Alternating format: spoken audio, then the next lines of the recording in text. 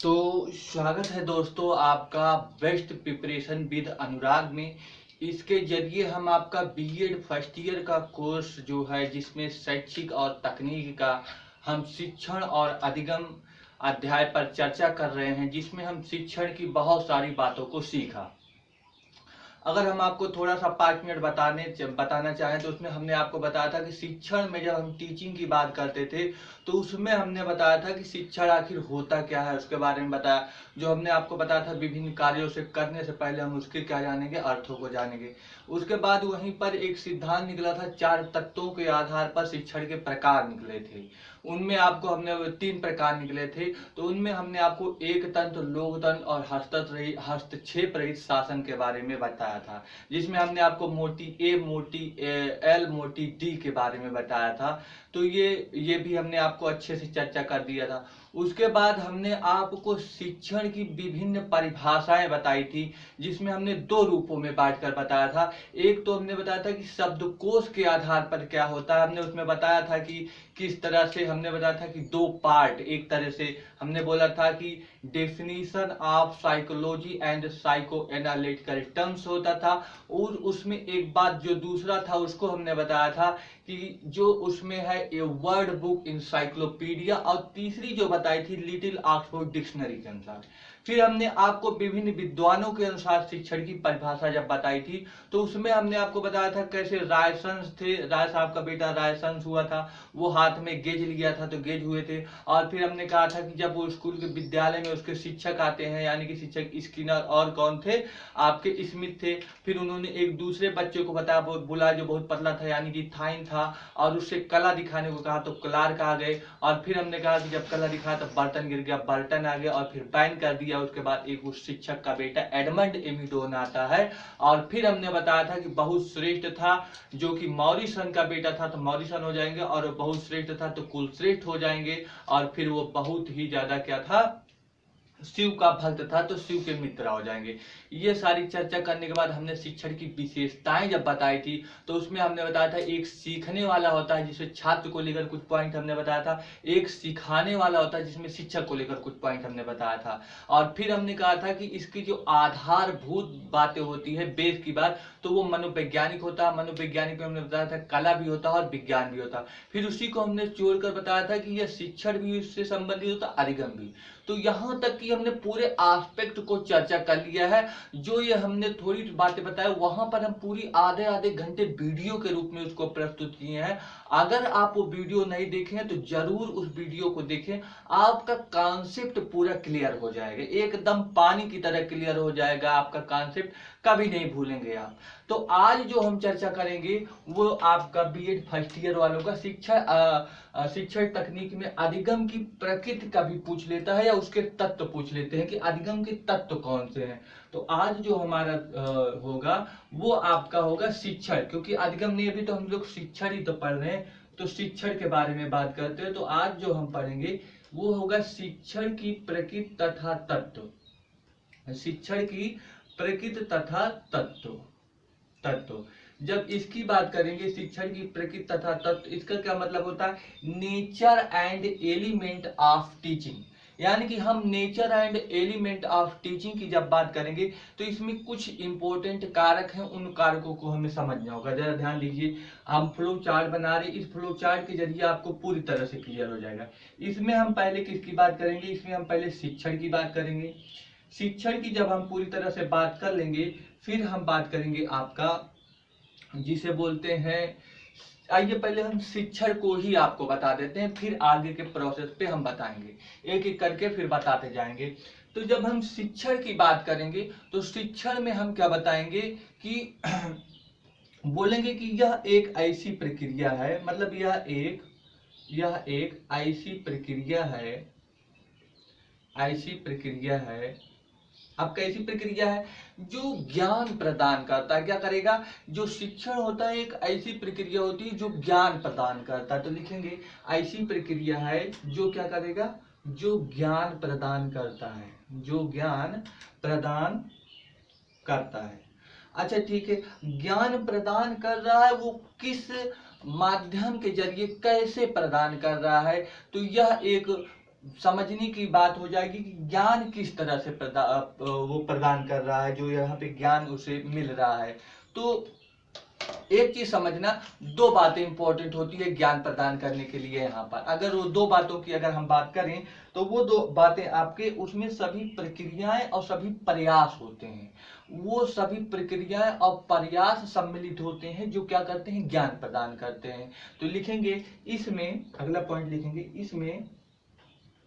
इसमें वे सभी प्रक्रियाएं तथा प्रयास आ जाते हैं, वे सभी प्रक्रियाएं तथा क्या आएंगे बच्चों, प्रयास। यानी कि जब हमें ज्ञान प्रदान करना है तो इसमें क्या करना होगा, वे सभी प्रक्रियाएं तथा प्रयास जो होते हैं वो सहयोग के रूप में, मदद के रूप में काम करते हैं ये ज्ञान प्रदान करने के लिए, ताकि क्या कर पाए, वो सीख पाए, जिससे सीखने में क्या हो, मदद मिल सके। आई बात ये समझ में? मुझे लग रहा है कि जब हम शिक्षण की बात कर रहे हैं तो इसमें हम बता रहे हैं कि यह एक ऐसी प्रक्रिया है, कैसी प्रक्रिया है, जिसमें ज्ञान प्रदान करने की बात बताई जाती है, ज्ञान देने की बात बताई जाती है। और जब हमने बोला कि जब ज्ञान हम देते हैं तो ज्ञान देने के लिए हमें क्या बोले, हमने कहा वो समस्त प्रक्रियाएं तथा प्रयास सम्मिलित हो जाएंगे या समाहित हो जाएंगे जो सीखने के अवसर हमको प्रदान करती है। तो वे सभी प्रक्रियाएं तथा प्रयास शामिल होते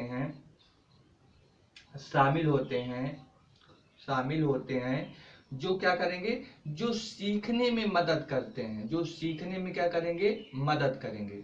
तो सीखने में लिखे आप लोग, मदद करता है। सीखने में क्या करेगा, सीखने में ये आपका मदद करेगा। तो आई थिंक ये शिक्षण की जो बात है, ये शिक्षण आपको क्लियर हो गया होगा।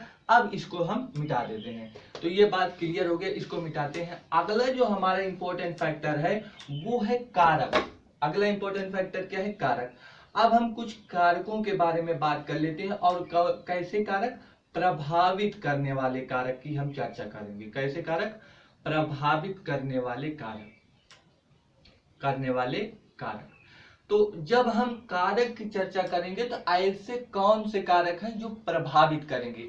तो एक बात क्लियर समझ लेना, कौन सी चीजें शिक्षण को प्रभावित करती है। हमने आपको अच्छी तरह से बताया था कि वो था समाज ही प्रभावित करती है। तो प्रभावित करने वाला कारक क्या होता है, आपका समाज होता है। समाज में कौन होता है, जब शिक्षण की बात करते हैं तो एक शिक्षक होता है और एक छात्र होता है। वैसे तो समाज में व्यक्ति होते हैं, लेकिन हम किस लेवल पर सीख रहे हैं, हम शिक्षा के रूप में सीख रहे हैं। जब शिक्षण के रूप में सीखेंगे तो समाज में उस दायरे में एक शिक्षक आएगा और एक छात्र आएगा। तो क्या होता है प्रभावित करने वाले कारक में, हम बोलेंगे कि शिक्षण को प्रभावित करने वाला कारक समाज होता है, जिसमें शिक्षक और छात्र आपस में क्या करते हैं, परिवर्तन का कार्य करते हैं। आई बात ये समझ में? मुझे लग रहा होगा कि यह चीज आपस में आपको एकदम क्लियर हो गया होगा। तो इसको आप लिख लीजिए, इसको लिखिए। क्या लिखेंगे कि शिक्षण को प्रभावित करने वाले कारक, ऐसे लिखें आप लोग, शिक्षण को प्रभावित करने वाले कारक, प्रभावित करने वाले क्या कारक, समाज है। क्या है, समाज है, जिसमें कौन आता है, अभी हमने बताया एक शिक्षक होगा और एक छात्र होगा, जिसमें शिक्षक तथा छात्र क्या करेंगे, आपस में परस्पर क्या करते हैं, क्रियाएं करते हैं। तो लिख लीजिए, परस्पर क्रियाएं करते हैं। परस्पर क्या करेंगे, क्रियाएं करते हैं। अगर ये कारक आप समझ लिए हैं तो हमने दो पॉइंटों पे अभी चर्चा कर लिया। पहले हमने बताया कि शिक्षण, जब हम प्रकृति तथा तत्व की बात करेंगे तो शिक्षण की बात करेंगे, तो शिक्षण हमने अच्छी तरह समझा दिया। फिर हमने कहा कि कारक की बात करेंगे तो हमने कारक की भी बात समझा दिया।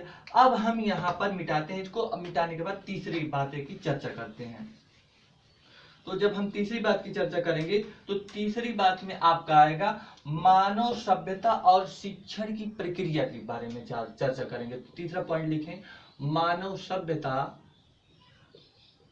सभ्यता और इसके साथ साथ किसकी बात करेंगे, शिक्षण की प्रक्रिया के बारे में बात करेंगे। शिक्षण की क्या प्रक्रिया के बारे में। देखिए बहुत ही आपको इत्मीनान से इस तरह से फ्लो चार्ट बनाकर कहीं भी आपको यूट्यूब में किसी भी वीडियो में नहीं बताया गया होगा। वो आपको एकदम वैसे रटा देते हैं, आप रट लीजिए, बस थोड़े से आसान बना देते होंगे, लेकिन यकीन मानिए इस तरह से यूट्यूब में कहीं नहीं पढ़ाया जाता होगा। आप देख लीजिए सर्च मार के, आपको यूट्यूब में कहीं नहीं मिलेगा इस तरह का आपका वीडियो, जब भी आपका बीएड के रिलेटेड इस तरह से आप लोग सर्च करेंगे। तो देखिए जब मानव सभ्यता और शिक्षण प्रक्रिया की अगर हम बात करेंगे तो इसमें क्या होता है, हम बताएंगे कि जो पहले की मानव था, पहले का, जब हम बोलेंगे कि जो पहले का मानव था, वो पहले का मानव जो विकास कर रहा था, विकास, पहले का मानव जब विकास करना शुरू किया, यानी कि विकास करने क्या किया, शुरू किया, तब अगर हम बात करें शिक्षण कैसी थी, शिक्षण व्यवस्था कैसी थी, शिक्षण वो एक व्यवसाय के रूप में थी। कैसी थी, व्यवसाय के रूप में। कब, जब मानव शुरुआत में विकास करना शुरू किया तब शिक्षण कर रहा था एक व्यवसाय के रूप में था। किस तरह से था, हमने कहा एक व्यवसाय के रूप में था। लेकिन जैसे जैसे शिक्षण का विकास और अधिक होता गया, यानी कि शिक्षण आने वाले समय में शिक्षण आगे बढ़ता गया, वैसे वैसे कौन बढ़ता गया, मानव का विकास बढ़ता गया। यानी कि जैसे जैसे मानव का विकास और अधिक बढ़ता चला गया, वैसे वैसे आपका जो शिक्षण थी वो जटिल होती चली गई। यहाँ पे जटिल होने का मतलब क्या है, उसमें और ज्यादा सुधार होता चला गया। जो व्यवसाय के रूप में था अब वो व्यवसाय के रूप में नहीं, यानी कि उसमें अपने आप एक सुधार होना शुरू हो गया। किसमें, शिक्षण में। उसी को हम बोलते हैं कि वो जटिल होती चली गई। आई थिंक ये बात समझ में आपको अच्छी तरह से आ गई होगी। तो जब वो जटिल होता चला गया तो इसका मतलब क्या है, उसमें सुधार होता चला गया। तो ये चीज हम लिख लेते हैं जब मानव सभ्यता और उसके शिक्षण की प्रक्रिया के बारे में बात करेंगे। तो लिखिए प्रारंभ में, लिखिए प्रारंभ में, प्रारंभ में मानव, प्रारंभ में मानव, मानव विकास के रूप में, मानव विकास के रूप में क्या किया, आगे बढ़ना शुरू किया, आगे बढ़ना शुरू किया। तब शिक्षण कैसा था, हमने बोला शिक्षण कैसा था, एक व्यवसाय के रूप में था। तो शिक्षण कैसा था, एक व्यवसाय के रूप में था, एक व्यवसाय के रूप में था। लेकिन जैसे जैसे मानव का विकास और आगे बढ़ता गया, तो लिखिए लेकिन जैसे जैसे मानव का विकास, जैसे जैसे क्या, मानव का विकास और बढ़ता गया, और बढ़ता गया, वैसे वैसे शिक्षण की प्रक्रिया क्या होती गई बच्चों, जटिल। हमने बताया ना, तो जटिल होती गई। तो वैसे वैसे शिक्षण की क्या प्रक्रिया कैसी होती गई, जटिल होती गई। लिख लीजिए जटिल होती गई। यहां तक हमने आपको बता दिया। जटिल होने का मतलब क्या हुआ, अब उसमें सुधार होना चालू हो गया, यानी कि सुधार होना शुरू हो गया, सुधार होना क्या हो गया, शुरू हो गया, शुरू हो गया। तो ये आपका बात समझ में आ गया होगा। जो हम तीसरे पॉइंट की आपकी चर्चा की है, अच्छी तरह से ये समझ में आ गया होगा। तो ये हम मिटाते हैं, अब आगे चलते हैं।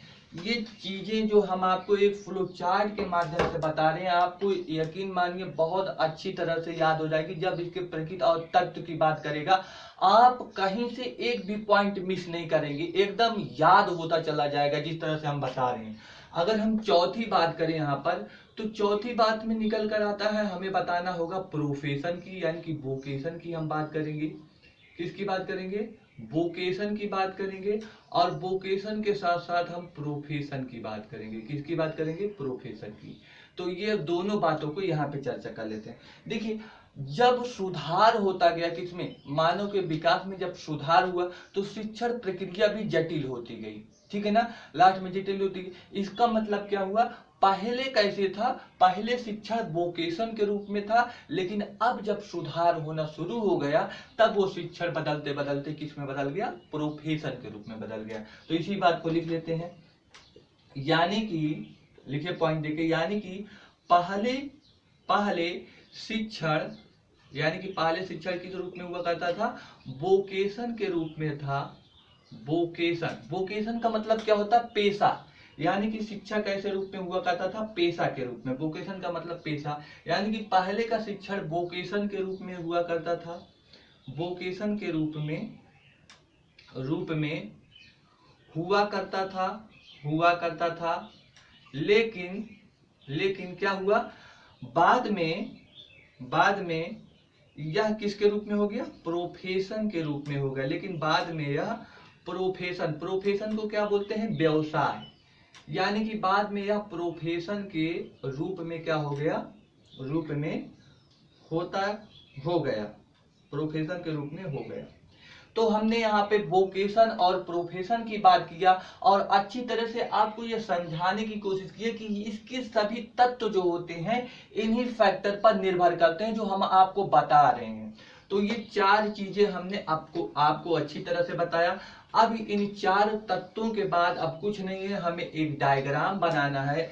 अब शिक्षण की प्रकृति में बस आप दिमाग में यही रखना कि डायग्राम यानी कि चित्र की बात करते हैं। जब हम डायग्राम की बात करेंगे तो इसमें क्या क्या करना है उसके बारे में समझते हैं। जब डायग्राम या चित्र की बात करते हैं, जरा देखिए शिक्षण के इसमें डायग्राम किसमें बोल रहे हैं, हम जब तत्व को पढ़ेंगे यानी कि प्रकृति को पढ़ेंगे तब हम इसके बारे में बताएंगे डायग्राम के। जरा देखिए हम डायग्राम बनाएंगे पहला कि यह हम क्या मानते हैं, यह हमारा क्या है, समाज है।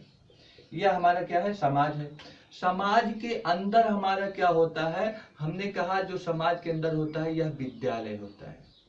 क्या होता है, विद्यालय। और इसके अंदर जो हमारा होगा ये हमारा होता है कक्षा।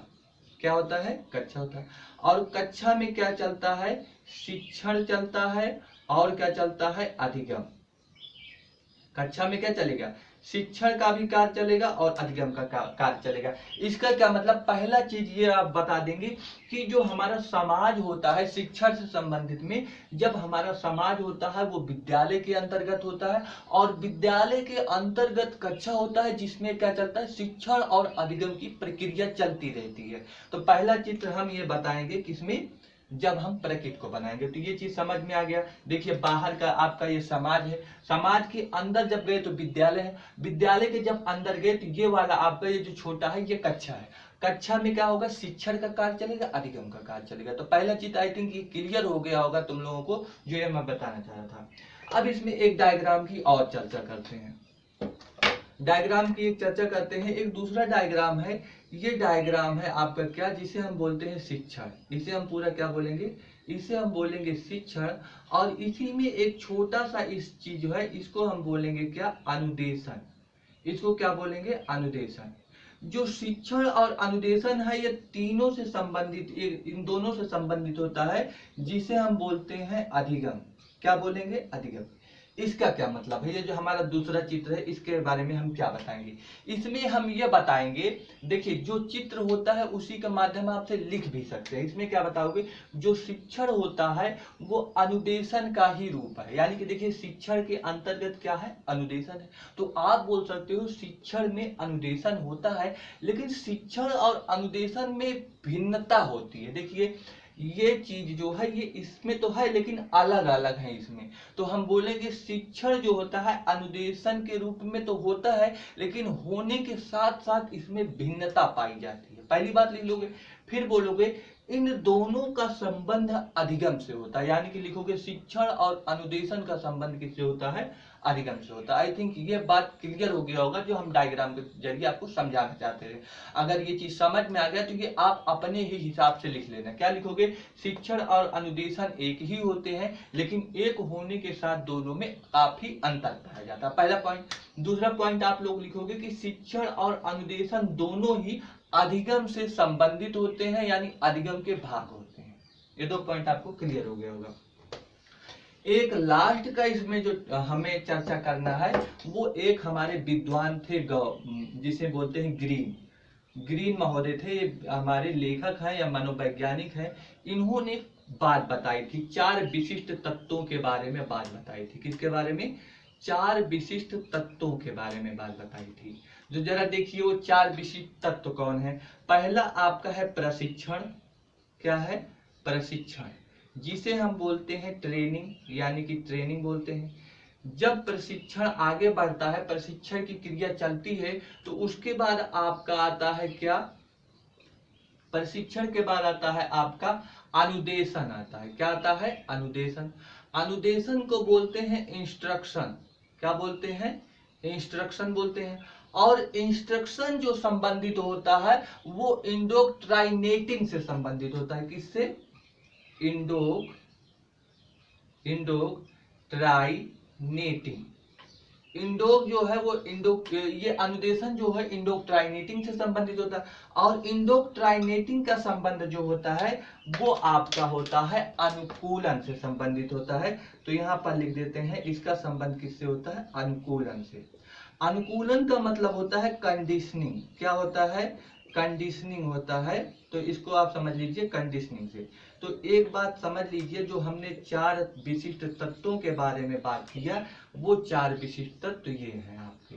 और देखिए ये 4 विशिष्ट तत्व आपस में एक दूसरे से क्या है, एक दूसरे से कनेक्टेड है। जैसे देखिए शिक्षण किससे कनेक्टेड है, अनुदेशन। अनुदेशन का संबंध किससे है, इंडोक्ट्राइन से। इंडोक्ट्राइनेटिंग का संबंध है अनुकूलन से, फिर अनुकूलन का इससे। तो यह एक प्रोसेस में जुड़ा हुआ है। इसीलिए हम बोल सकते हैं कि ये जो है इंद्रधनुष के समान, जैसे इंद्रधनुष के 7 रंग होते हैं, उसी की तरह ये चारों तत्व आपस में कनेक्टेड हैं, आपस में जुड़े हुए हैं। फिर जब दूसरा पॉइंट बताएंगे, बोलेंगे इसके जो अर्थ है, अर्थ समझना बड़ा मुश्किल है। इसका अर्थ को समझ जाएंगे जिस दिन, उस दिन आपका शिक्षण का जो कार्य है, शिक्षण के अर्थों को सच्चे रूप में, अर्थात एकदम सही सही से आप अनुदेशन को, ये शिक्षण को समझ पाएंगे। यानी कि इन चारों चीजों को जिस दिन आप समझ लिए, समझ लीजिए कि आप शिक्षण को अच्छी तरह से स्पष्ट रूप से समझ गए हैं। ये जो है ग्रीन महोदय ने ऐसा बताया था, वो 4 तत्वों की नाम लिए थे, इन्हीं 4 तत्वों को लेकर उन्होंने शिक्षण को परिभाषित किया था। तो आई थिंक ये बात आपको क्लियर हो गया होगा। अगर ये क्लियर हो गया होगा, इसी को लिख लेते हैं थोड़ा। लिखिए आप लोग कि ग्रीन महोदय ने शिक्षण में 4 विशिष्ट तत्वों की बात किया है। 4 विशिष्ट तत्वों की बात की है। अब दूसरा पॉइंट लिखें, इन चारों तत्वों